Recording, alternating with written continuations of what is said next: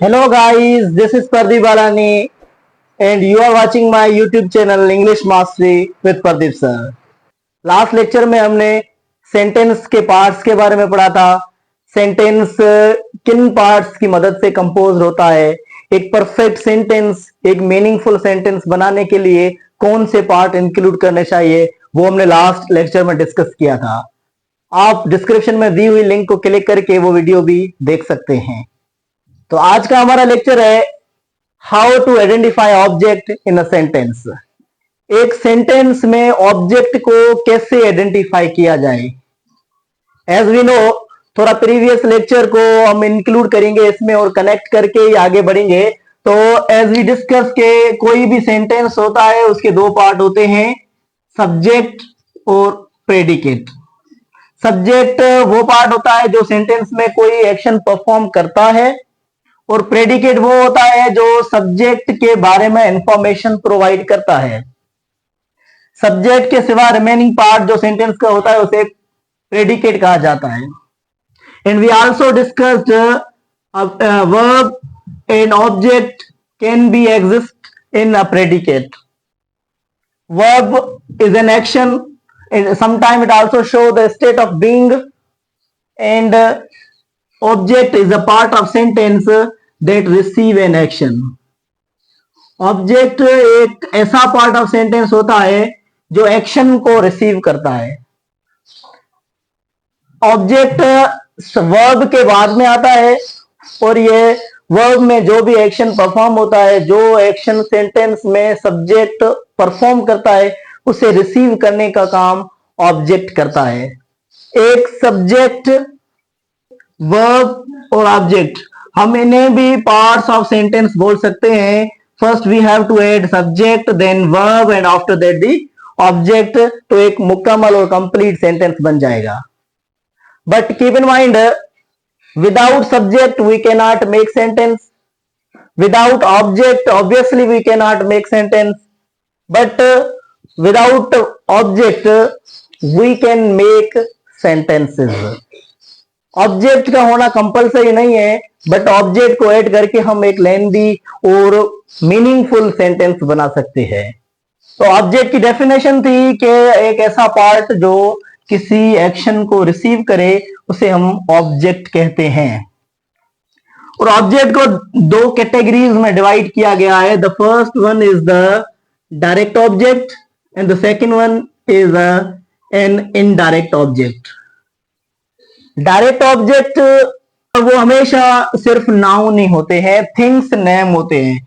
जैसे कार हो गया, बस हो गई, लाइक दैट।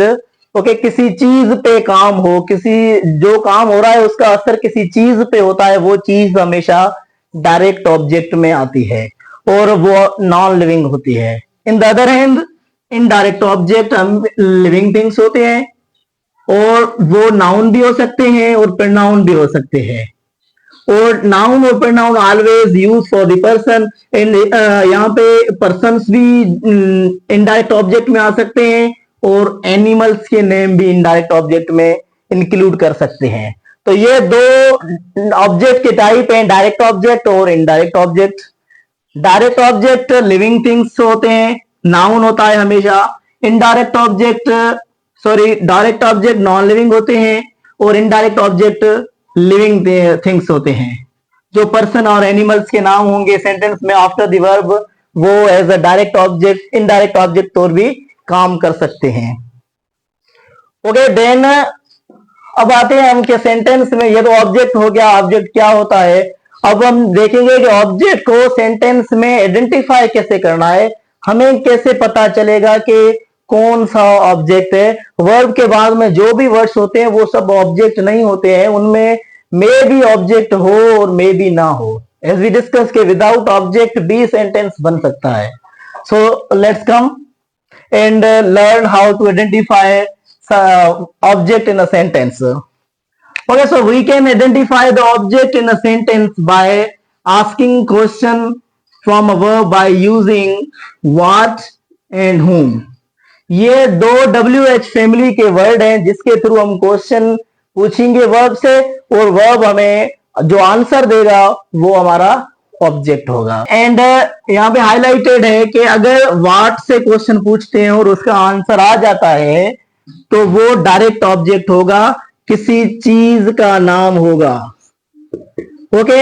एंड अगर हम इनडायरेक्ट ऑब्जेक्ट को आइडेंटिफाई करना चाहते हैं और होम का क्वेश्चन पूछेंगे, उसका आंसर अगर आता है वर्ब से, तो हम उसे इनडायरेक्ट ऑब्जेक्ट कहेंगे, और वो या तो पर्सन भी हो सकता है एंड सम टाइम वो एनिमल्स भी हो सकता है। तो यहाँ पे दो एग्जांपल दिए हुए, इनकी मदद से हम सीखेंगे, डायरेक्ट इनडायरेक्ट को भी आइडेंटिफाई करेंगे। Okay, the first sentence is we are playing a game in the ground. Okay, यहाँ पे वी क्या है, एक सब्जेक्ट है। आर और प्लेइंग दोनों किस में आ जाते हैं, वर्ब में आ जाते हैं, helping verb, main verb. Okay, now we have to ask the question from the playing by using these both words. Okay, we are playing, what we are playing and whom we are playing. Okay, whom we are playing, there is no any answer. Okay, and what we are playing a game. What we are playing, यहाँ पे what का answer आ रहा है, हमने what का use किया। what we are playing a game. so game यहाँ पे क्या हो गया, एक ऑब्जेक्ट हो गया, और किसके थ्रू आंसर आया है, व्हाट के थ्रू आया है। तो कौन सा ऑब्जेक्ट होगा, ये हो जाएगा हमारा डायरेक्ट ऑब्जेक्ट, और ये नॉन लिविंग में आ जाएगा। बाकी इसकी एक्सटेंशन सेंटेंस की होती है। दूसरा सेंटेंस है the wise king was telling him some facts. The wise king noun phrase हमने प्रीवियस लेक्चर में पढ़ा था, ये भी एक पूरा सब्जेक्ट होता है। Okay, then was and telling दोनों वर्ब की कैटेगरी में आते हैं। Now we have to ask the questions. The wise king was telling what, the wise king was telling what, the wise king was telling, the wise king telling was some facts. What का answer some facts पे आता है, तो some facts हमारा हो गया direct object. Okay, whom का answer question पूछते हैं, देखिए उसका आंसर आता है या नहीं आता है। The wise king was telling him some facts whom the wise king, अगर हम यहाँ पे होम को ऐड करें, whom the wise king was telling some facts, the wise king was telling some facts to him.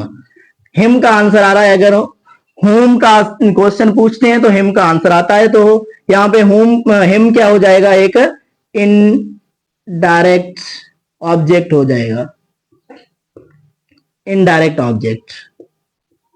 इस तरह से हम डायरेक्ट ऑब्जेक्ट और इनडायरेक्ट ऑब्जेक्ट को आइडेंटिफाई कर सकते हैं। Let's discuss another example. For suppose she went to the hospital. She went to the hospital.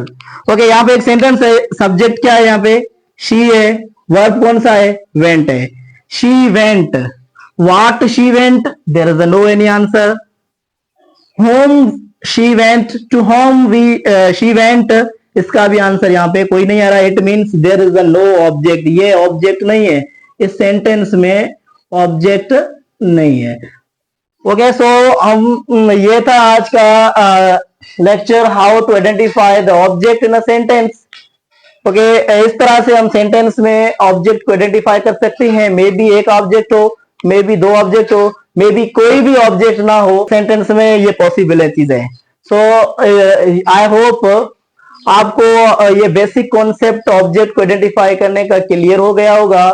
If you have any confusion, you may ask any kind of the query in a comment box, and please subscribe and don't forget to share with your friends. Thank you.